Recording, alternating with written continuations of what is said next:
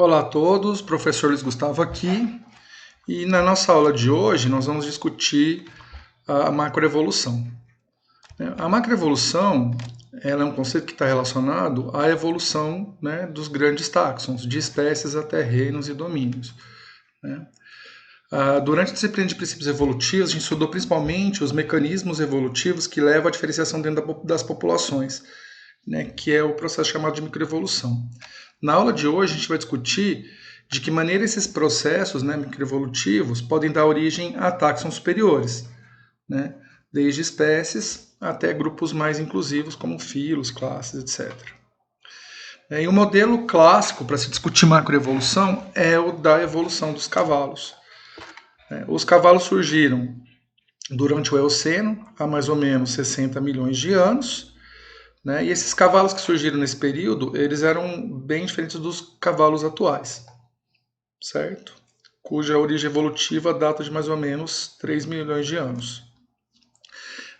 Os cavalos, né, os ancestrais, né, equide, eles apresentavam um corpo bem menor do que os cavalos atuais, número de 4 dedos nas patas, né, e molares bem pequenos. Então existia, né, comparando, né, as espécies atuais com as espécies mais ancestrais, há uma diferença significativa no tamanho, no número de dedos e na organização dos molares. O que aconteceu ao longo da história evolutiva dos cavalos? Basicamente houve uma mudança, né, uma substituição de vegetação, né, então havia há 60 milhões de anos um predomínio de vegetação mais fechada por florestas e matas, e ao longo da história evolutiva dos cavalos, esses ambientes foram sendo substituídos por ambientes abertos, né, de campos e ambientes desse tipo. Ao longo dessa história evolutiva, ocorreu um aumento no tamanho, né, uma seleção que favorecia equide de tamanho maior. Né? Além disso, houve uma redução no número de dedos, que está relacionado, né, ao deslocamento em áreas mais abertas, né, isso aumenta a velocidade, reduz o impacto. E também, né, a substituição de florestas por campos está relacionada também à disponibilidade de recurso alimentar. Né? E a dentição mostra, né, o efeito desse processo seletivo, que é caracterizado pelo aumento, né, do tamanho dos molares, bem como do número de cristas. Né?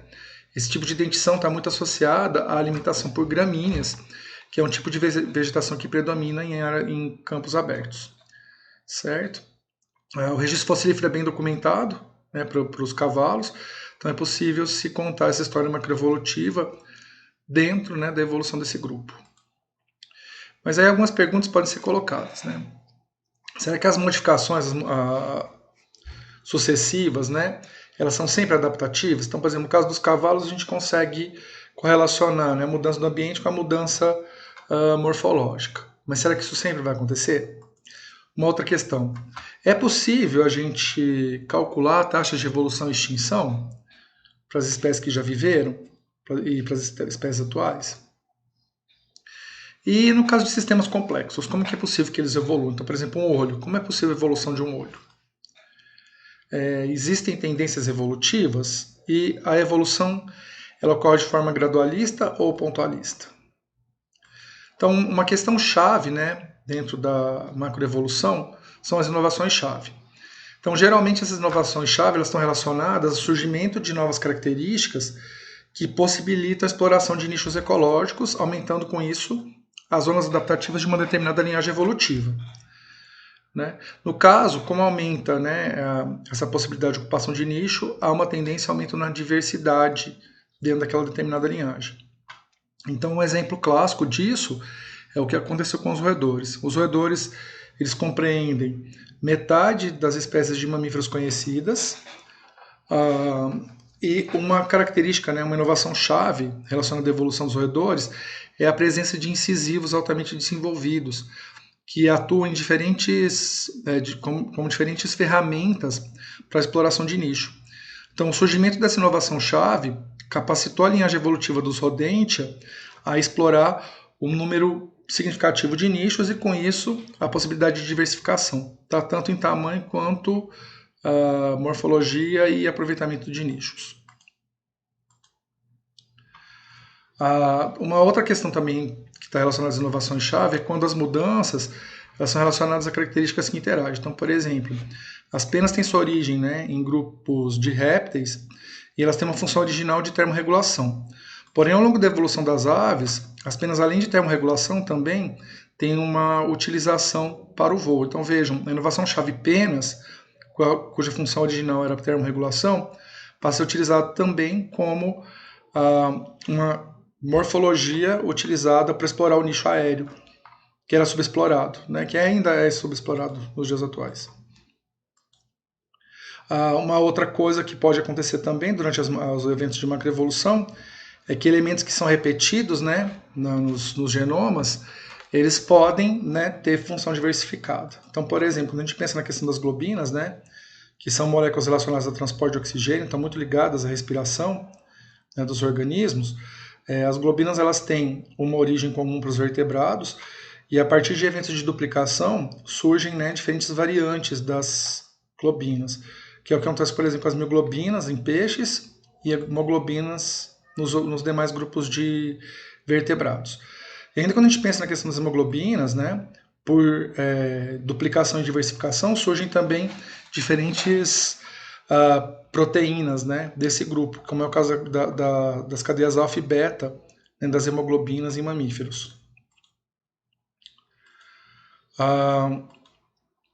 Uma outra situação também que está relacionada à macroevolução é a questão de mecanismos, né, morfológicos relacionados à alimentação dos vertebrados, que eles estavam correlacionados a uma função e aí as funções se tornam independentes e isso é uma mudança que pode canalizar uma macroevolução. Então, por exemplo, esses dois grupos de peixes, né, os labroidei e os percoidei, eles têm aparatos de alimentação muito similares, né, com origem embriológica muito similar, porém nos labroidei, os ossos faringeais, tanto superiores quanto inferiores, eles têm alguma ligação ou com o crânio ou com outras regiões da cabeça.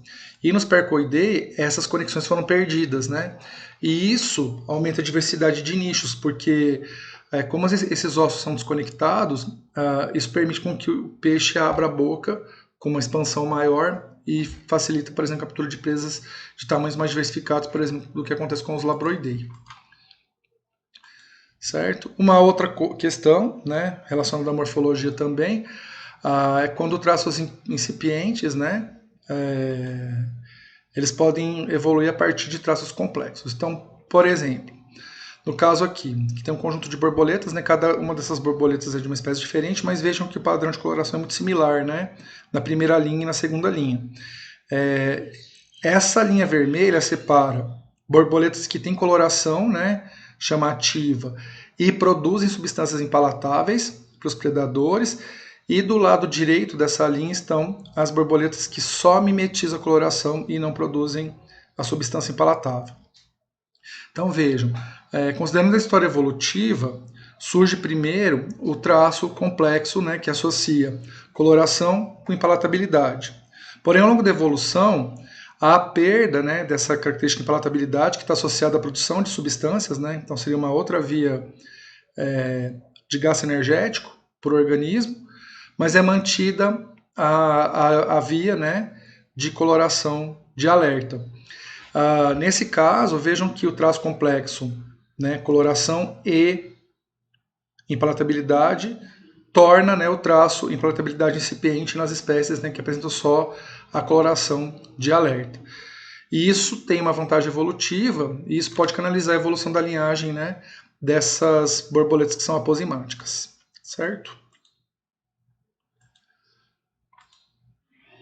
Então, uma outra situação, né, nessa mesma linha é quando uma nova característica ela não é adaptativa no primeiro momento, mas ela é uma pré-adaptação. Um exemplo que eu trago aqui para vocês é o que aconteceu com os ossículos, né? Em mamíferos, os 3 ossículos que estão relacionados à transmissão das ondas sonoras, né? Dos estímulos auditivos. Vejam que esses ossículos eles são altamente especializados na transmissão de sons, certo? Só que quando a gente analisa a linhagem evolutiva dos mamíferos, esses ossos, né, que tem uma função atual exclusiva nos mamíferos, né, de transmissão de estímulos auditivos, eles compõem, né, a macroestrutura das cabeças, né, dos crânios, das maxilas inferiores e superiores, né, de outros vertebrados ancestrais, né, por exemplo, os terapsidas e os pelicossauros. No caso desses animais aqui, a função é estrutural, né, e não tem uma relação direta com a função auditiva. Obviamente que essa estrutura cria uma caixa de ressonância dentro do crânio, mas a função principal não é a audição, né? É uma função paralela, digamos assim. A função principal é estrutural. Ao longo da evolução, houve uma otimização da função auditiva e perda completa dessa característica estrutural. Então veja, no primeiro momento, esses ossos eles não estavam relacionados à adaptabilidade relacionada à capacidade auditiva, simplesmente eram ossos de estrutura, né, de cabeça. E ao longo da evolução, houve uma canalização para que esses ossos... houve uma canalização da evolução desses ossos com função auditiva, no caso dos mamíferos. Então, uma outra questão também que pode ocorrer é uma mudança da função em virtude da alteração do regime seletivo. Né? Os peixes que são genericamente conhecidos como cascudos, eles têm órgãos, né, produtores de campo elétrico, que esses peixes são da família Geminotidae, e esses órgãos de campo elétrico eles têm uma função de biolocalização. Né? Então permite que o organismo se localize e se desloque, né? Ainda mais cascudos, que eles têm uma tendência a ficar aderidos, né, nos substratos, então isso permite que eles localizem algum movimento e tudo mais, então tem uma função de localização. Ao longo da evolução, no grupo das enguias, esse aparato que estava relacionado à localização, ele muda a função e passa a ter uma função de produção de campo elétrico que é capaz, por exemplo, que permite ao organismo a produzir choques que podem tanto ser utilizados para captura de presas quanto afastamento de predadores. Então vejam, a função original era criar um mecanismo de localização. Em virtude da alteração do regime seletivo, que está relacionado, por exemplo, à redução na disponibilidade de alimento, aumento do número de predadores, houve um favorecimento de organismos que tinham esses órgãos com capacidade de produzir eletricidade. Né? E aí, no caso, culminou na evolução do grupo das enguias, certo? Que é também um evento macroevolutivo.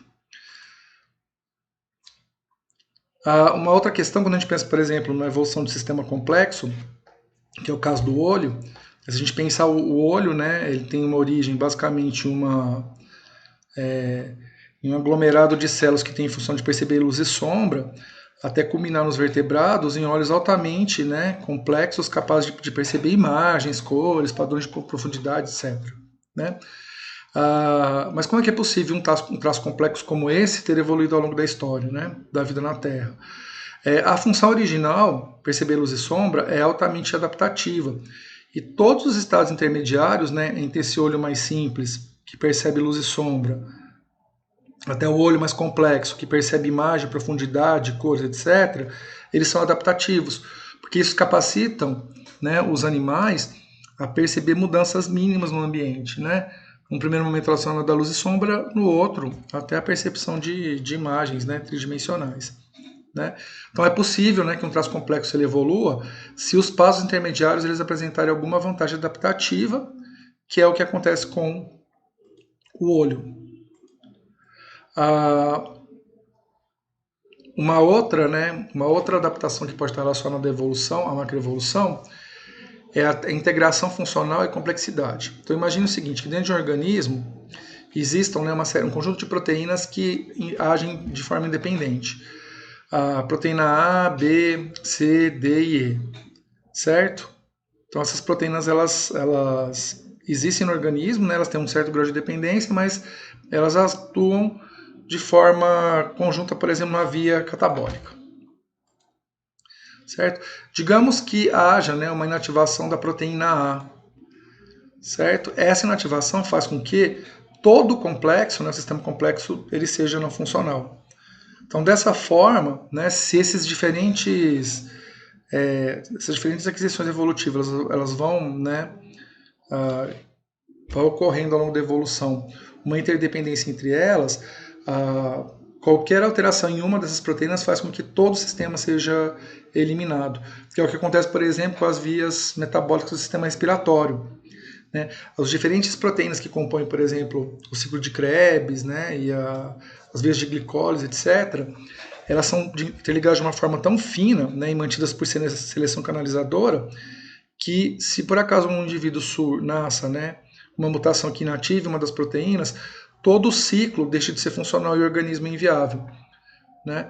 Então é possível que complexidades, aparentemente elas, a que você analisa, por exemplo, registro fossilífero, você não tem nenhuma complexidade, de repente tem um monte de complexidade, mas é porque esses, digamos assim, esses elementos, né, individuais, eles podem adquirir ao longo da evolução, pode haver uma evolução que favoreça indivíduos que apresentem esses componentes de forma integrada.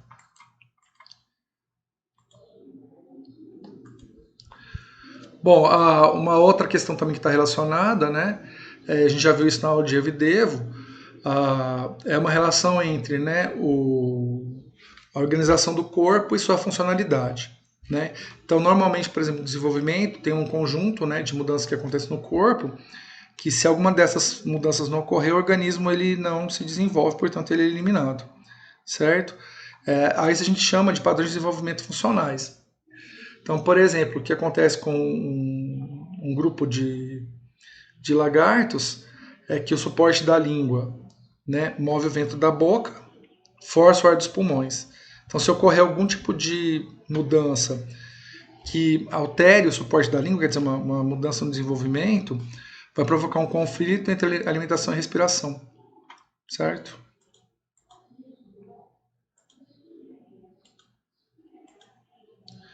Bom, é possível também a aquisição de complexidade funcional, que, por exemplo, a gente já discutiu em relação à questão da evolução do olho, né?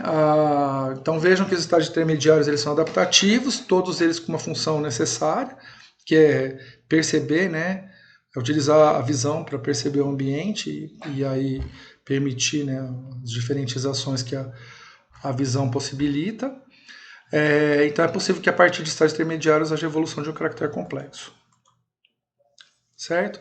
E aí a questão que se coloca, então considerando que é possível, né, a gente localizar a partir de informações morfológicas e genéticas, né, certos padrões que estão correlacionados à macroevolução, é possível que a gente calcule as taxas de evolução? Então existem alguns modelos matemáticos que permitem o cálculo, né, das taxas de evolução. Um desses modelos é o de taxas filogenéticas, no qual são consideradas a evolução de caracteres individuais, né, ou mesmo caracteres complexos em uma linhagem.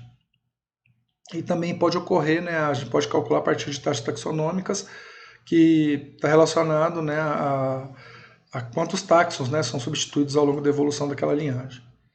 Então, exemplo de taxa taxonômica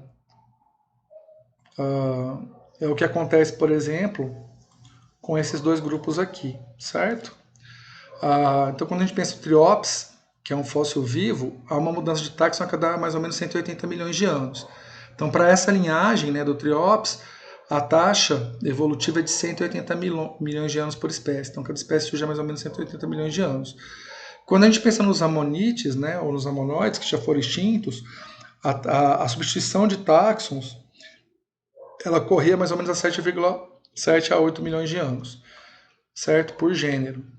Então vejam, né, que a taxa evolutiva de amonite é muito mais alta do que a taxa evolutiva de Triops, ou seja, evolui um grupo muito maior, né, uma diversidade muito maior no espaço menor de tempo, quando a gente compara amonites ou amonoides com os Triops.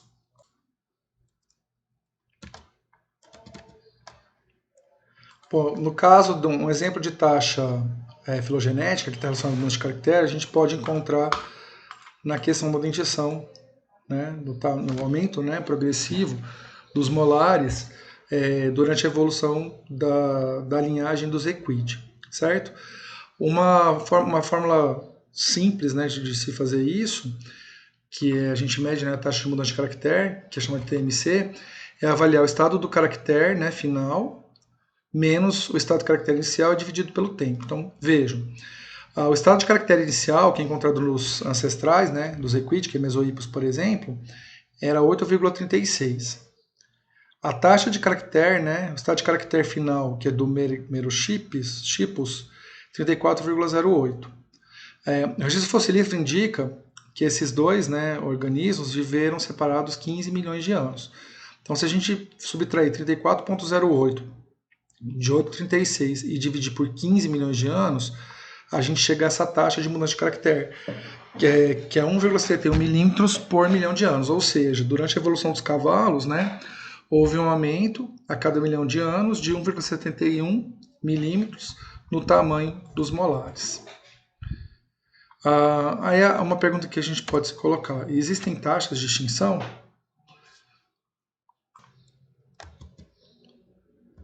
Bom, essa figura ela ilustra, né, os padrões de extinção. Então vejam que existe um conjunto de pontos aqui, né, na parte inferior do gráfico, que apresenta uma tendência linear e um conjunto de picos, né? Então esses grupos, né, vejo que aqui esses picos eles estão relacionados aos eventos de extinção em massa, ao passo que essa tendência linear aqui está relacionada às extinções de fundo. Então é possível calcular, né, quando vai acontecer uma próxima extinção em massa, ou é possível a gente avaliar em que taxa, né, um determinado táxon pode ser extinto.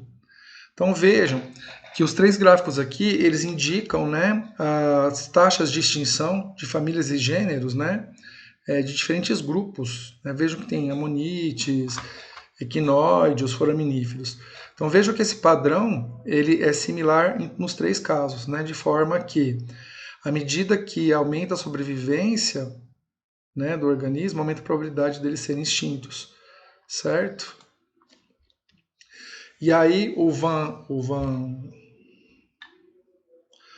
Allen ele propõe, né, uma hipótese de que pequenos grupos, né, espera que a extinção deles seja mais rápido, mas a extinção ela independe da idade do táxon. Então, assim, é muito mais provável que grupos, né, menores se extinguam, né, mas que, apesar de existir uma tendência, não tem a ver com a questão da idade do táxon. E aí ele propõe uma hipótese, que é a hipótese da rainha vermelha, na qual ele propõe que os ambientes eles são sujeitos a mudanças, né, e que as espécies que não apresentam, né, repertório ou pool gênico capaz de superar as mudanças tendem a ser extintas. E é exemplo do que acontece na Rainha Vermelha da Alice no País dos Espelhos, que ela corre sem sair do lugar. O fato daquela linhagem evolutiva se manter no ambiente é devido a essa capacidade que ela tem de correr sem sair do lugar. Então o ambiente muda e aí um novo pico adaptativo surge, e caso a espécie apresente, né, repertório que permita ela continuar, né, correndo em direção ao topo, né, nunca vai conseguir atingir porque o topo sempre vai mudando ao longo da história, né, ela se mantém viva. Certo? E isso se confirma, por exemplo, nesses gráficos aqui que a gente discutiu anteriormente. E aí algumas questões que estão relacionadas às taxas de extinção, né? Por exemplo, organismos que são super especializados. Como que funciona essa taxa de extinção? Então, os amonites, por exemplo, a gente viu lá que a taxa de evolução deles é muito curta, né? Há uma substituição de táxons muito rapidamente. Quando a gente pensa na questão da superespecialização, os amonites não são muito especializados, né? Então há uma tendência deles sobreviverem mais tempo. E de fato, quando a gente analisa o registro, né, fossilífero de amonites, eles existiram na Terra por muitos milhões de anos. No caso dos hidrozoa, que é um grupo de quinidários, eles existem desde o Paleozoico, né? E aí há uma superespecialização. Então, organismos que são pouco especializados ou que são muito especializados, eles tendem a sobreviver, ao passo que aqueles que têm uma especialização intermediária têm uma maior probabilidade de ser extinto. Certo? Então vejam aqui, no caso do gênero de bivalve, né?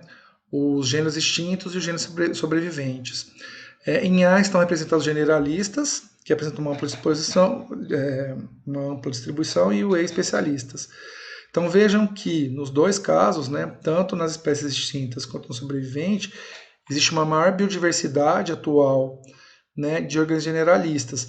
Porém, quando a gente analisa os registros fossilíferos extintos, há também um número considerável de especialistas, certo? Quando a gente pensa nos gastrópodes, esse padrão se repete, certo? Então há uma tendência, né, evolutiva à manutenção de organismos mais ou menos mais generalistas do que os hiperespecializados, certo?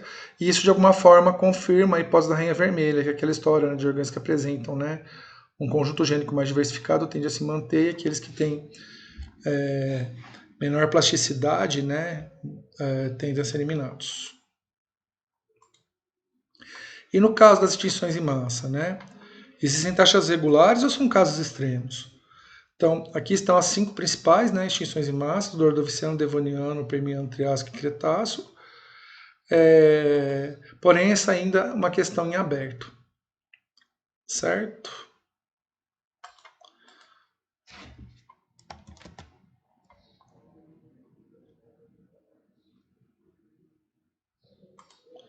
Bom, pessoal, o que eu queria discutir com vocês hoje era isso.